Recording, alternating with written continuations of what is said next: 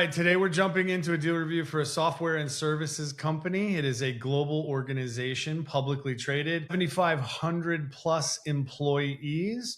We're going to do an opportunity assessment on it, and we're going to welcome to Revenue on Trial, Lisa S. Lisa, are you ready to rock and roll on this? Let's do it, Chad. Don't hold back.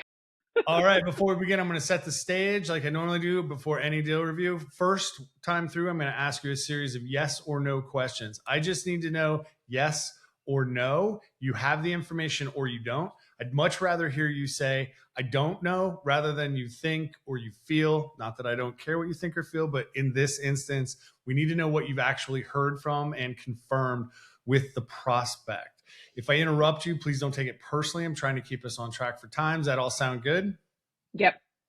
All right. So software and services company, publicly traded. Let's start with some context first. What is their growth objective for 2025, 2026? So this company recently went through a large acquisition. Their growth objective is to maintain or exceed their revenue from 2025, which was publicly disclosed at 1.5 to 1.6 billion. And from what I can tell, they are really focused. This is also, they told me this, they are focused on cross-sell, upsell, because now that they have the acquisition completed, they have new products to sell into existing customer base, and they want to really put a fine point on expanding share of wallet based on the new products that they can offer existing customers. All right. So just want to make sure I understand the context before we keep going. They have gone through a recent acquisition. This is a real deal that you were chasing, just so everybody knows. This is a live opportunity in the pipeline. Yep. And their goal, their focus is to say, all right, we have new customers that came from company A, merging with the customers from company B. We want to cross-sell the new products into both sides of that equation to hit an aggressive growth goal for 2026 in revenues. Does that sound fair? Yeah, I don't know that I would say aggressive growth goal, only based on the fact that they're not disclosing one and saying like maintaining and or exceeding. So it sounds like growth would be good, of course, but definitely have read more aggressive growth goals. So I would say like they're still in the figuring out how to be one company phase of the acquisition. So yeah. Makes sense. And what is the role that you have the highest level role you have reliable access to? And when I say reliable access, I mean, this is somebody who, if you texted them, they would text you back really quickly. Yeah. So she left. But my text buddy left after. Yeah. Anyway, we'll get to that part. But my consistent, strong relationship is with a manager of sales enablement that I get responses from her consistently. I could text her and she would respond. Okay, excellent. So now I'm going to ask you a series of yes or no questions. Again, okay to say I don't know. Some of you know as well as I do. Some of the best reps are comfortable saying I don't know. Rather know what we do have versus what story we're telling ourselves. So with this sales enablement manager, do you know and have you confirmed her business issue? No. That's it. Yeah, I was gonna say the pause tells me it's a no. Yeah, I wonder. So I know. Yes or no? Yes or no? We'll get into the debrief. All right. So in your conversations with sales enablement manager, have you been able to introduce problems that she may experience or some of the buying committee may experience that are aligned to the differentiated solutions you're providing? Yes. Okay. And would your prospect would they say, yes, I see how you are different from competitors or, things that we may be able to attempt internally? Yes. All right. And did they confirm this in writing? As I parse through my emails in my head, I'm going to say no. Nope. I don't think they have. Yeah. All right. So for the sales enablement manager, have you been able to quantify the business impact, the business value? No. Okay. With the sales enablement manager, have you been able to uncover her personal value? No. Okay. And so since we didn't get any value, none of that was obviously confirmed in writing. So let's talk about the power base. Is the sales enablement manager the person who will make the final decision? No. Who is that person? The president of the company. Okay. And obviously, if it's the president, they probably have made a decision of this size investment before. One would hope. but we're going to have to say, I don't know. And we know the president's been there a while, so yeah. Right. We do. And that obviously logically fits in their authority level. Do you understand, are you clear on the decision-making process inside of this account? I thought I was, Chad. That's a no. I used to be. And do you have access to the president? Sort of. No. And could you bargain for access to the president? No. Oh, okay. I would not yet. Okay. And is the fact that the president is the final decision maker confirmed in writing? Yes. Yes, it is. All right. And so throughout, and just for background for everybody, there have been a lot of calls. This has been an ongoing deal. It's not like this is brand new. This has been a long sales process to this point. Have you created a mutual plan? Yes. Okay. Does that plan include all of the steps for this account to get to not just signing a contract, but the date of value realization in the future? Not all of them, no. Not all. Okay. Is the plan with the sponsor, or was the president included on any of that? Sponsors. There's multiple power people on the plan, but doesn't include the president. It was sent to the president. It was sent to the president. We can't confirm that she read it. Right. As is real life. So in that plan, were there logical checkpoints for bringing power back into the conversation? Checkpoints, were those built in at all in the plan? Not in the most recent one. Okay. No. All right. And have you gotten a verbal commitment to do business? I'm going to say no. Yeah. All right. So we've gone through, we've done the yes or no. Let's go back and pressure test some of this. So when I asked about the business issue, right, we know we want that top level business issue to be time bound, quantifiable, and have a direct impact on that growth strategy of upsell and cross sell in their prospective customer bases. You said you didn't really have the business issue, which is fair, but you did introduce unique problems that we can solve, you can solve in ways that others can't. Without that business issue, time bound and quantifiable, what's the risk to the deal? We have no urgency because we have no quantifiable or time bound goal to tie to. All we know is that there's a desire to increase revenue over and above what they did in 2025, and they want to do that through cross-sell, upsell. But there's no we need to do that by, and there's no measurability yet from them as far as, and I've asked it multiple times. Yeah, so there's no. I don't know that they even knew. I'll be honest. So the only number I have, Chad, is that they currently have a customer retention rate of 96%, and maintaining or increasing that is of high importance. It's been expressed to us multiple times, and it's in writing. So that I have. And you could argue that is a time bound because it's yearly. So they had 96% retention in 2025. They want to maintain or exceed that in 2026. So I could say 96% retention rate, but by the end of 2026. Well, and that could be the organizational goal, but it may not be the priority for this sales enablement manager, or even the top priority for the power person, the economic buyer, which is the president. Is that fair? Yeah, absolutely fair. Okay, yeah. So we've got urgency risks, which you've seen. I think I am familiar with this deal. I think we've seen that things keep getting pushed out. There's constant, we're working on it. Love that phrase. I don't know what else you're working on, but it would be great. Yeah.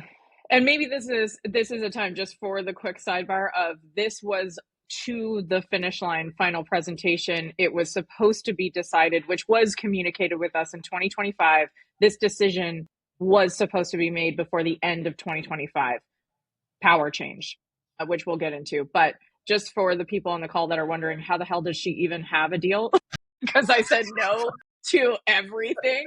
It's like we went through a lot of work to get this over the line before the end of 2025, and then shit went sideways. Yeah. So, which happens in sales, and this is a real deal. So that's what happened. But yeah, so right now we don't feel the urgency that we felt to get everything done before the end of the year. And they had significant staffing changes, right? Yeah. Like Yeah. there were individuals that were involved in this deal that were giving positive buying signals that then also decided to tell you, oh, by the way, tomorrow's my last day. Yep. So that creates, so now there's actually above the sales enablement manager, which you had access to, there's now a new individual that is going to be weighing in on the decision that you haven't gained access to. Is that correct? I have communicated with her on LinkedIn through a connection request and two-way communication, congratulating her on the role. I have her contact information, but we have not been in a two-way sales cycle with her as of yet. She started at the end of January, and so now we're recording this on February 20th. So that's yeah, it's not what I would call access. Can I reach out to her? Yes. I have her contact information. She knows who I am. I know who she is. However, we have not been involved in two-way conversation yet. Okay. And so kind of go back to the flow, right? We don't have quantifiable business value for sales enablement manager or this new person in the role or the president. So without the pricing, without the value that could be realized through moving forward, that also negatively impacts the urgency, but it also could put you in a situation where you're going to get price pressure, or something else may appear internally to them to provide greater potential ROI. And so there's no way to really put hardcore numbers on the impact and the wins that the business would get by moving forward. Is that fair? Yeah, I think that's fair. And I would say, like, we had confirmation verbally that we were differentiated from the competitors that also made it to the final round. However, we got to that differentiation without that solid value conversation. So yeah, I would say we're differentiated in what we can offer. We're not differentiated on price because we don't know that yet. Right. Okay. And the goal is obviously we don't want to differentiate on the price. We want to differentiate on the impact in order to figure out that and specifically their view of the impact. We got to have those conversations at some point. And so we talked a little bit about power. I know you've had the president on a call. I know the relationship with the sales enablement manager. We mentioned that there's a new head of enablement, I guess, that is in play. You haven't had reliable access to as well. What are the risks from your perspective on that current state of connectedness with the buying committee? The biggest risk is that the VP of enablement, who is now above the manager, we have no idea if she has a proclivity towards some other competitor. She was not part of the evaluation process before Christmas. Like she didn't see the presentations, though they were recorded. So I guess actually maybe she has, maybe she is the one person that actually watches recorded presentations because it is part of her job to do this evaluation. So I guess if we're being optimistic, we could say she has seen the final presentations of the three that we know. We were one of the three in the final presentation with 15 executives and the president of the company, but she was not part of it. So if she has any kind of leaning towards some other company that she would want to work with and bring in, we don't know that. So that's a huge risk right now because she hasn't indicated one way or the other to us in the little bit of contact I've had with her. But while the rest of the team said that they saw the differentiation, she did not verbally confirm that. So I think there is a huge risk there in that she could just be biased towards someone else. Right. Okay. Excellent. And then, of course, without a plan that both are bought into that holds everybody accountable, you're in the same situation where you're really kind of at their whim, like whatever it becomes a priority for them.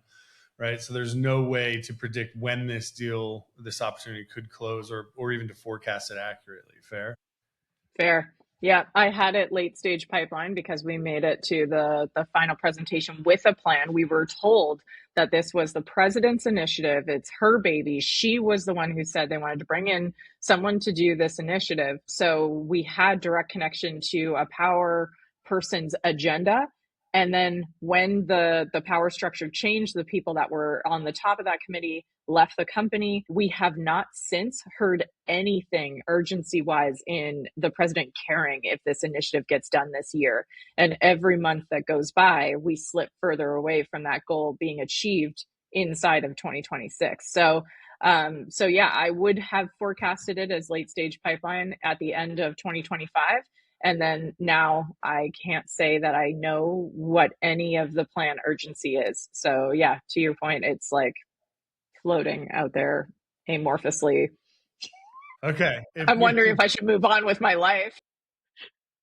And if it wasn't such a compelling opportunity, it might be time to kick it to the curb, right? Yeah. When we think about kind of the gaps and for the audience, we are using the qualified prospect formula, the value selling framework, and the opportunity assessment in that methodology to do this. In our terminology, we know that basically the QP formula has been shredded at this point just because of the change in staffing and the lack of access and the reassessment potentially of priorities. So if we think about being able to get either back in there to develop a differentiated vision match with the right people, you've got some ideas on how you might be able to engage with that VP of sales enablement to have a conversation and try to get to that differentiated vision match? Well, I've been mildly stalking her since she started, and that in the way that my main point of contact, who is responsive, that manager of enablement we've been talking about, she is responsive. So, and she is saying that we have done everything they have asked and more. That she actually in writing said that we have been so on top of things, proactively providing information, proactively reaching out, and our continued follow up is consistent.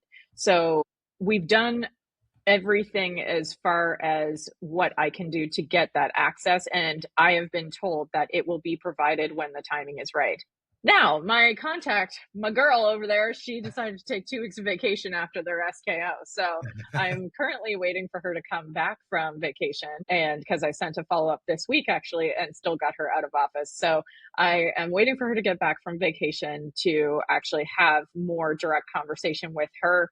My goal at this point is to try to actually get her on a call so that I can ask questions rather than do this via email, because she's indicating that we've done everything we can. I would love to dig deeper into that and ask. You had asked if I could bargain for power, and I said no, because I don't really have anything to bargain with. We have given them everything they need in their own words. So all I can do is ask for that power or take it. So taking the power would be actually looping the new person into the emails and trying to get on her calendar by going around my current contact, which I'm hesitant to do at this point because we're being told that all the things are positive. Like we're still in the top 3. We've provided everything we can. So I'm hesitant to damage the potential rapport that I have with my main point of contact at this point. But that is, you're thinking, you're asking me like, what could we do? I could go around her. That is definitely, I know who the people are. They know who I am. I could go around her, and I could even loop in the president of the company and say, I know that this was a big initiative for you last year. It seems like it's not as urgent because we haven't been looped in with the new person. And I'm concerned about being able to hit your goals this year. So I do have that in my back pocket. I'm just thinking in terms of the rapport that I have in the power structure and the way that I know that they would prefer that we communicate with them. So before I burn everything to the ground and walk away, I am trying to actually follow the nice approach of going through my champion, who is not, I don't get any indication that she's actually blocking me. I think she is also being a nice person and trying to go through the proper channels at the right times. However, I don't know that. If I was more aggressive, perhaps I'd have more information. All right. So if we just wrap this up real quick, got gaps everywhere. This was For the audience, this is the deal that started as an RFP, or actually was started as a conversation, resulted in an RFP. Lisa was able to navigate all of that and almost completely satisfy all of the requirements of the qualified prospect formula, only to have real life kick in where, hey, a whole bunch of the people internally changed. That, of course, is it one of the ways that you can't control, right? A deal gets derailed, if you will. And so currently it's kind of back at that stage of, back at the top of the pipeline. Not a lot of the qualified prospect formula is fulfilled. And at this point, because of the good grace that you've developed throughout this process, really the next step is in the next week or so to get a conversation on the books with that sales enablement manager. And during that call, be prepared to ask some questions or apply some of the power toolkit tactics, bargaining, modus, whatever, in order to get to that VP of enablement and potentially re-engage the president. Does that sound fair? That sounds totally fair. I would actually say that another thing I should do as a power structure attempt is triangulate, so perhaps I do need to go to a couple of the people that have left that I've maintained contact with and see if there is any other information on that power structure or anyone else I should be looping in. Excellent. All right. So we're going to invite you back after you've had, let's say, a few weeks down. We'll invite you back. We'll do a retrospective on where the deal has gone. Has it continued to progress? Did you DQ it? Is it no longer a live opportunity? And be able to provide the audience with some of that kind of insight into how these unfold, how we continually use these approaches to determine what the next steps will be. Would you be up for that? Yeah, let's do it. I mean, I might need the therapy. Awesome. All right. So for our audience, I want to thank you. We have the materials that we have been using. You can gain access to. You can actually see the notes in the opportunity assessment that I was taking as we did this. And you'll also see the approach that we use to deal reviews, which we call analyze, assess, agree, and apply. There are 2 documents that you can download. There's a link in the description.